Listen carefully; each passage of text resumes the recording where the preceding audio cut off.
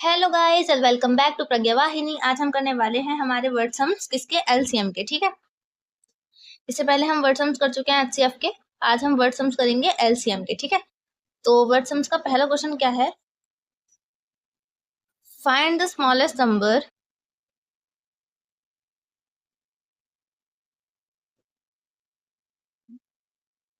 That is divisible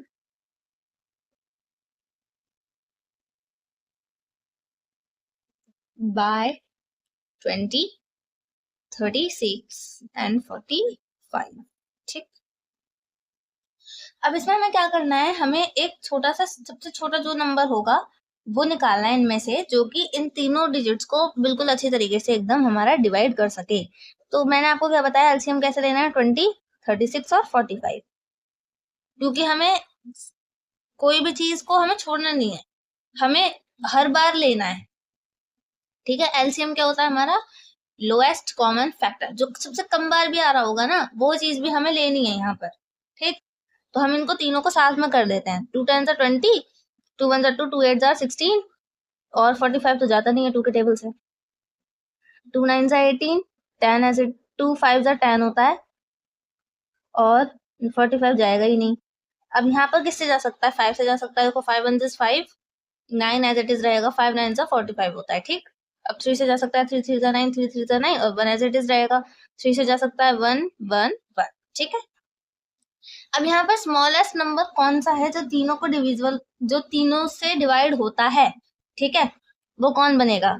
अब देखो जहां पर आपको स्मॉल दिखेगा वो चीज क्या होती है हमारी? वो होता है हमारा एलसीएम। ठीक है, ये चीज मैंने आपको पहले भी पॉइंट आउट करवाई थी जब हम एचसीएफ पढ़ रहे थे, कनेक्ट करते हुए चलना, कि जहां पर ग्रेटेस्ट लिखा हुआ होगा वो क्या चीज होती है? एचसीएफ होती है।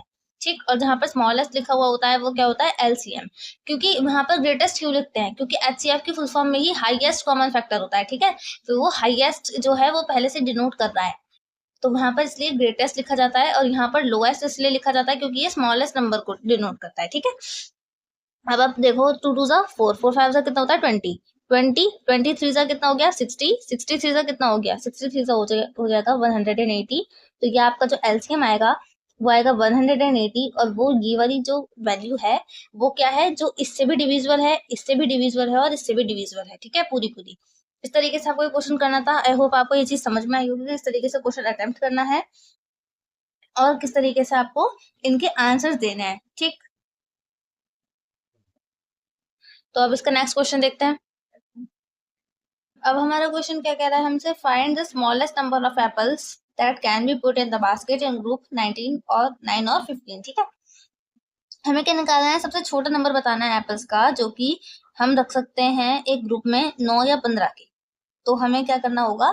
इसका एलसीएम निकालना पड़ेगा कि सबसे छोटा नंबर वो कौन सा होगा। ठीक, 9 और 15, 3 के टेबल से दोनों जाने वाले हैं। 3 3 9, 3 5 15। ठीक है, 3 1 3 और उसके बाद 5 एज इट इज रहेगा। 5 1 5, 5 3 कितना होता है? 15, 15 3 कितना होता है? 45। So the number is 45।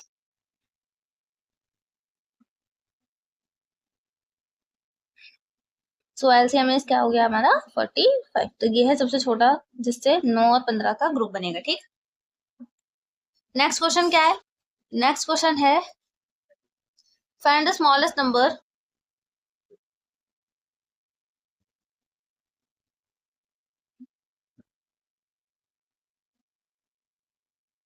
That is divisible by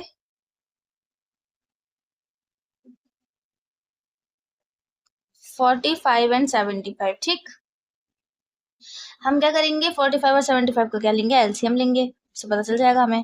तो 5 से लेंगे क्योंकि दोनों के साइड में मतलब अगर आपने डिविजिबिलिटी पढ़ रखी है तो आपको पता होगा कि अगर किसी भी डिजिट के लास्ट में 5 आ रहा है या 0 आ रहा है वो 5 से डिविजिबल होती है। ठीक है, 5 9 से कितना होता है? 45, 5 1 5, 5 से 25।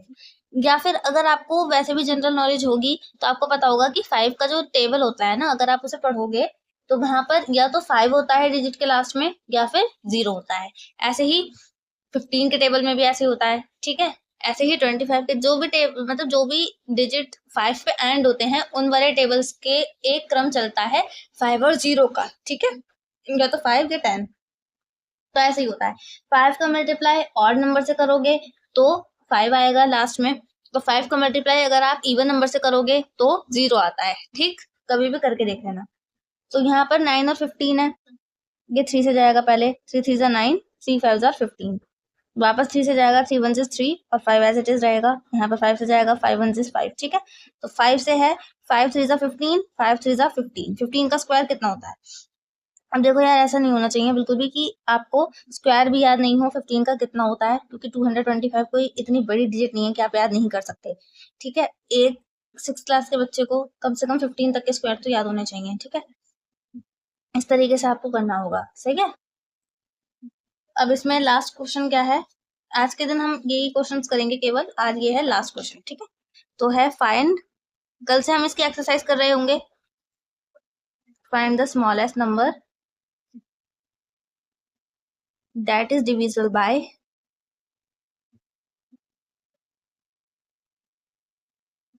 4, 8 एंड 12, ठीक? क्या करना है? एलसीएम करना है। ये वाली चीज तो आपको क्लियर हो ही गई होगी, कहाँ एलसीएम करना है, कहाँ एचसीएफ करना है। 2 2 जा 4, 2 4 जा 8, 2 6 जा 12, ठीक? 2 1 इज 2, 2 2 जा 4, 2 3 जा 6, 2 1 इज 2, मतलब देखो 1 तो एज इट इज रहेगा, 2 1 इज 2 और 3 ऐसे आ जाएगा, ठीक है? 3 1 इज 3, 3 1 इज 1 1 1 हो जाएगा पूरा। 2 2 जा 4, 4 2 जा 8, 8 1 जा 60, 8 जा 24, यानी कि 24 है जो स्मॉलेस्ट नंबर, जो कि तीनों से डिवाइड होने वाला है, ठीक है? तो इस तरीके से आपको ये क्वेश्चन करने थे। आई होप आपको समझ में आ गए होंगे। अब हम क्या करेंगे?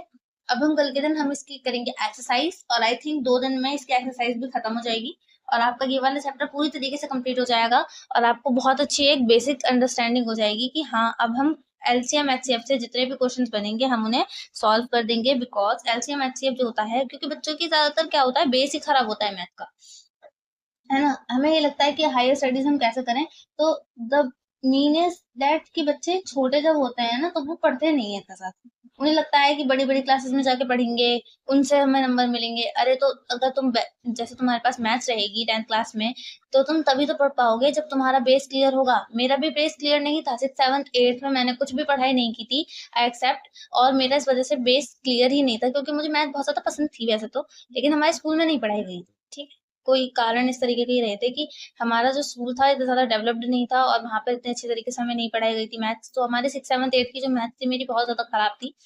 टीचर्स जो थी वो वहाँ की, वो हमें मैथ पढ़ाती ही नहीं थी, ठीक है? मेरी बल्कि जो बेसिक है वो बहुत ज़्यादा ठीक रहा, क्योंकि वहाँ वाला जो मेरा पहला स्कूल था वो बहुत ज़्यादा बढ़िया था, वहाँ की टीचर्स बहुत ज़्यादा अच्छी थी और वो बहुत अच्छी तरीके से समझाती थी और बहुत अच्छा हमें पढ़ाती थी, हमें अंडरस्टैंडिंग बहुत अच्छी थी हमारी मतलब की, ठीक है?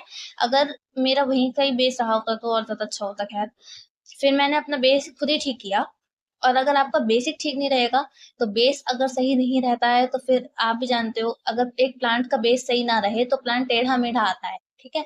तो आपको बेस शुरुआत से ही अच्छा रखना होता है, तभी आपकी हायर स्टडीज भी इफेक्ट नहीं होंगी, वरना आपको बहुत ज्यादा दिक्कत होगी। क्योंकि डायरेक्ट अगर कोई इंसान आपके सामने एलसीएम रख दे रहा है किसी वैल्यू का, आपको ये नहीं पता कि आपने एलसीएम निकाला है एचसीएफ निकाला है, तो बहुत ज्यादा दिक्कत होती है इस चीज को देखने में ना। तो आपको एलसीएम और एचसीएफ को बहुत अच्छी तरीके से पढ़ लेना है और अपने बेसिक्स बहुत ज्यादा स्ट्रॉन्ग करके रखना है शुरुआत से ही।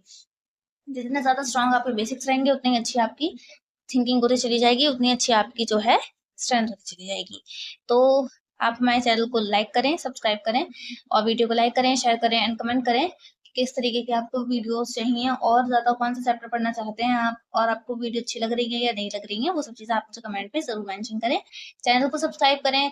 Till then take care of yourself and I will see you soon later in the next class, and I see you soon.